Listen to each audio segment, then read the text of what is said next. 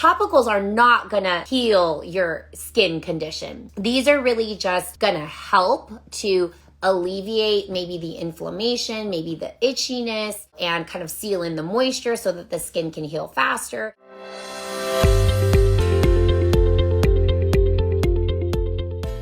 Favorite topical alternatives for eczema. That is what we are talking about today. And I'm also going to be talking, as I said, about all of the alternative topicals that I really like for eczema.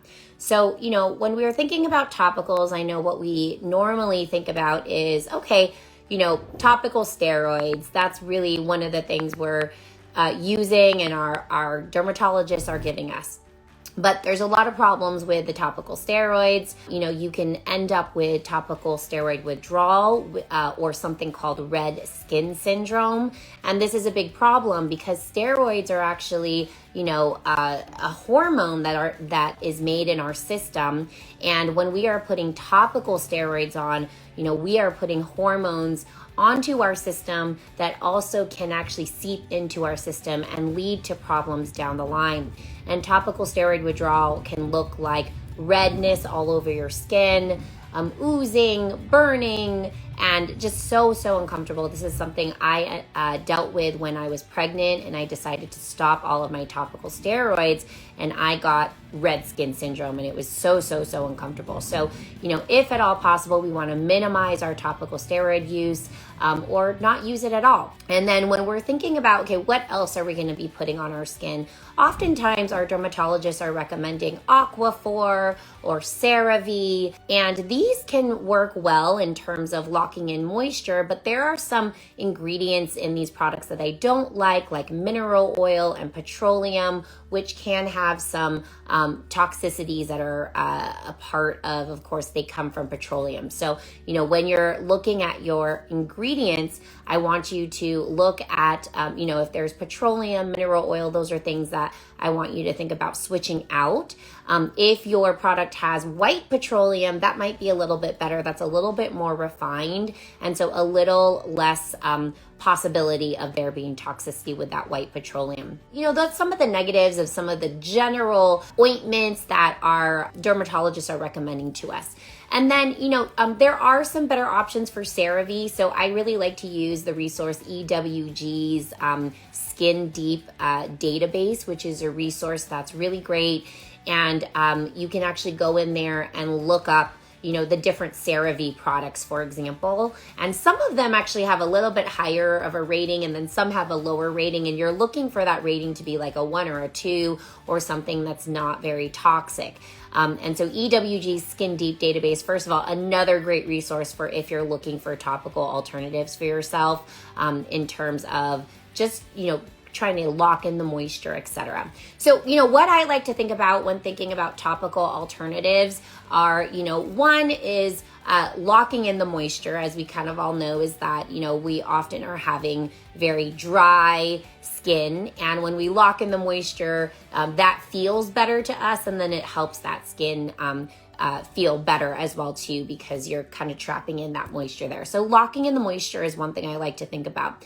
The other thing I really like to think about is not having toxic elements to what I'm putting on my skin or what you're putting on your skin, because what you're putting on your skin is absorbing into your system. And those toxicities are, in my opinion, one of the root causes of eczema could be a toxic overload. So I like to make sure that we are not putting toxic stuff on our skin. And again, some of those things I see in the products are like mineral oil, petroleum, just things that we don't want to see there. And then if you're looking at products and you kind of can't pronounce what's on the bottle, I would say don't use it. If you can't pronounce it, that's typically a good way of kind of going about it. And then looking on EWG is another really great option as well too. The third thing I really like to think about is with eczema, you're scratching a lot, right? You're opening your skin, you're getting all of these wounds all over your skin. And I like to think about the antimicrobial aspects as well too, making sure we're doing something to protect ourselves from infections and things like that. And even also promoting a more healthy microbiome is another good thing to think about as well too. And then finally, maybe using things that are a little bit anti-inflammatory, lowering the inflammation on the skin, natural products that are not necessarily steroids, but things that can also help to lower the inflammation on the skin. Okay, so those are some things I really like to think about. And yes, we definitely want to think about not using super hot water. Actually, Dr. Bryant, I used to love showering in hot water because it felt so good. I don't know if anyone here can chime in. Like when I had eczema, ooh, that hot water felt good. But afterwards, yes, I would be super dry afterwards. So I like kind of more like lukewarm, and definitely cold is so great. Cold water, cold baths, cryotherapy, ending your shower in cold, I really, really like. So if you're going to do like a warm bath or a warm shower, but then also then ending in cold, and also thinking about doing like hot, cold, which is called a contrast shower. That's really great for kind of flushing the system. Another great thing to do when you have eczema. And Dr. Bryant says, yep, you love showering. Yeah, it feels so great to shower in hot water, but then you really kind of pay the price afterwards. And then I also like to think about, are you allergic to any of the ingredients? So making sure you're not allergic or intolerant to any of the ingredients. And some ingredients you might see are like, nut oils that, someone with eczema could have an intolerance to. Even coconut, I have noticed people have an intolerance or sensitivity to. So, thinking about those things as well too. So in terms of choosing products, I have a product recommendations page, so you can check a lot of those things. So instead of, let's say, Aquaphor or Vaseline, I like to do alternatives like Waxaline is a really nice alternative for that. I also like Egyptian gold butter is also a really nice alternative. The only problem with Waxaline is there is soy oil in there. So if you have an intolerance or an allergy to soy, then you want to stay away from that. I did a post a while back about topical B12, which I do like as well too. Topical B12, my only issue with that one, so there's a lot of benefits, especially if you have TSW. The topical B12 actually can vasoconstrict those vessels. So like when you have TSW, you're dealing with vasodilation. That's why you have all this redness on your skin. And so B12 does a pretty good job at kind of vasoconstricting, which kind of stops that redness and inflammation. However, I have had a lot of patients tell me that the B12 stings a little bit, and especially when you have those open wounds. So what I tell people to do there is sometimes just kind of like take your B12 cream and then add some other cream to it to dilute it, and then sometimes that can help. So that's a really nice one as well too. Of course, remember, you should be consulting with a medical professional when thinking about your topicals, especially if you do have a condition like eczema. But these are some things that I've seen in my practice that could be helpful that you could ask your practitioner about, or work with a professional like myself and even Dr. Bryant, who's on this call, to find the best topicals for you. And the other thing to remember is topicals are not gonna heal your skin condition. These are really just gonna help to alleviate maybe the inflammation, maybe the itchiness, and kind of seal in the moisture so that the skin can heal faster. And you really have to, as I say, pop the hood like you're checking your engine, pop that hood and actually check the engine and fix the internal problems that are really truly causing the eczema or other skin condition that you have. So, that's really just kind of the thing that helps us get to the finish line a little bit faster, helps you to feel a little bit better. So I do want to preface it by saying that. And we really want to, I want you to think of your eczema like an alarm. It's just that, check engine light alarm that's coming off in your car. And then it's kind of like you're not even popping the hood and checking the engine to fix the problem. So even though we can kind of put a little bit of a Band-Aid on that check engine light, we want to pop the hood and actually fix the engine. So that's really what we want to do. And then these topicals can kind of help, okay? So I like topical B12. I really like also antimicrobials, and so that's where the eczema therapy comes in. This was actually something that a patient told me about, and she said, oh my gosh, Dr. Fong, this helped me so much. And it's hypochlorous acid, and it's something I did know about, but when I get patients telling me that they love it, then I start saying, okay, now I'm really, really gonna look into this, and then and have other people try it. And I have had people really, really like it. So hypochlorous acid is actually really interesting because our bodies make hypochlorous acid, and it has antimicrobial aspects anti-inflammatory aspects, and it helps lower itching as well too. Now, it's not gonna lock in the moisture like other ointments will or creams. And I actually like it when I'm asking someone who maybe has topical steroid withdrawal or red skin syndrome, and I may be asking them to actually do no moisture therapy, which is another whole thing, and I could do a whole other live about that. And no moisture therapy is actually where you don't put any moisture on your skin. And this, when you have TSW or a severe condition of eczema, sometimes putting too much moisturizer and too many topicals can actually be detrimental. If you're having a lot of oozing and all of that, sometimes actually it's better to not put any moisture on your skin. So, and that I think you really need to be seeing a medical professional who understands TSW, who understands how to support you through no moisture therapy.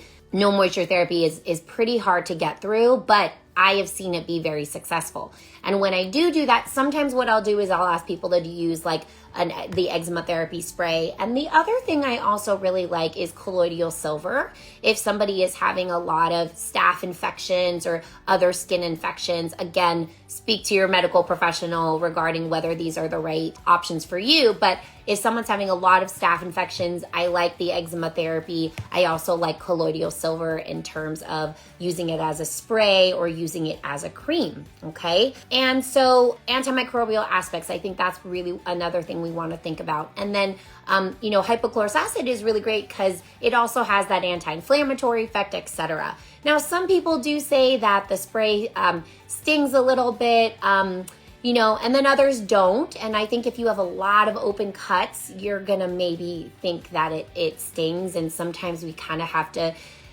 just let the skin heal. And maybe also, the stinging and the burning.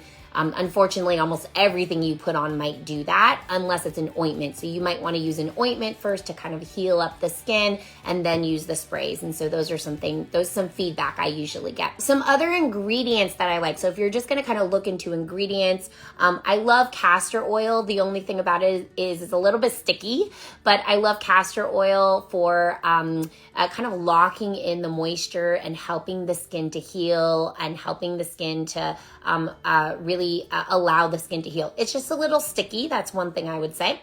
Jojoba oil is really great. It actually mimics the natural skin oils of your skin. So I also like jojoba oil too. And you could also use jojoba oil straight. Shea butter is really great. And I also find with all these that I'm mentioning, I don't notice a lot of reactions to it for my patients with eczema. So shea butter, I also really like. It's an emollient. It's kind of like a skin superfood, and it helps to lock in the moisture. It has a little bit of a smell, so that's one of the negatives of it, but it can be really great. Beeswax is also really great. So you'll notice like in Waxoline, there's beeswax, and that is really great in terms of creating like a skin barrier, which kind of locks and seals in the moisture.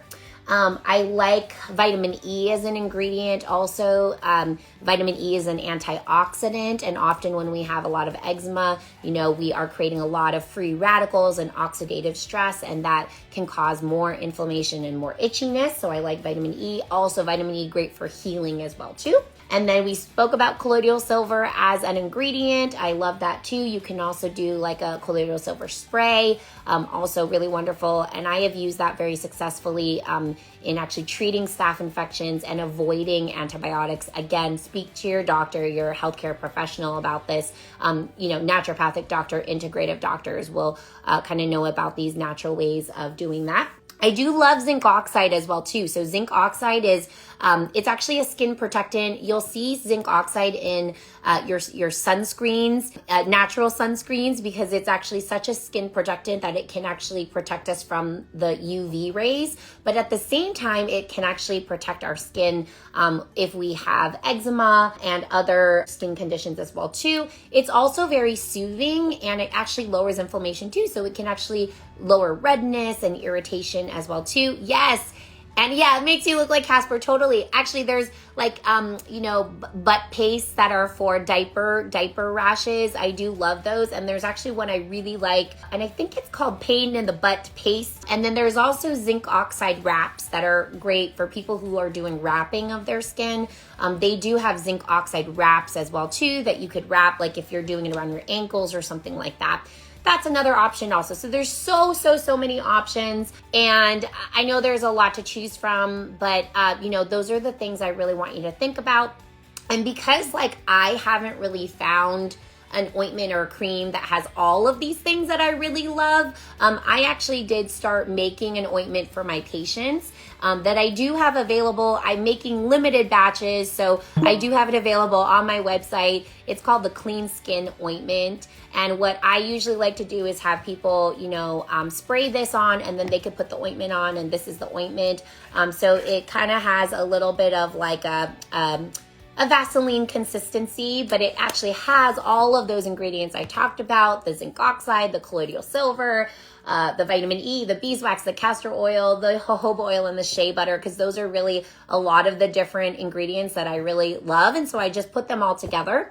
And I've made them for my patients, and my patients have actually given me some really great feedback. So if you're interested in purchasing that, I made a very limited batch, and that is available for purchase. And you can go to the link in my bio to purchase that if you're interested in trying it. But I wanted to kind of single out hypochlorous acid because it has been a really interesting tool in my practice. It's right for some people, it's not right for others. So it's something that you can definitely try and see if it helps. And I don't typically use it alone. Like I use it and then I use other things, and I like to use these together actually. So this kind of does some of the antimicrobial, the anti-itch, and that kind of thing, and then this kind of locks in the moisture. But this also, the Clean Skin Ointment also has all of those other tools to lock in the moisture, lower the inflammation, antimicrobial aspects to it, antioxidant effects, so that type of thing. And then I also mentioned a bunch of other topicals on today's IG Live that you can access at my